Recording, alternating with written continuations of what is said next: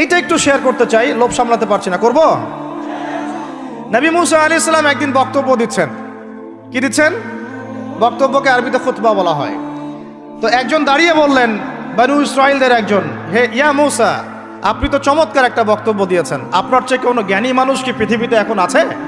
নবী মুসা আলাইহিস সালাম বলছেন, না, আমার জানা মতে আমার চেয়ে কোনো জ্ঞানী মানুষ এখন পৃথিবীতে নাই। আল্লাহ রাব্বুল আলামিন বললেন, মুসা,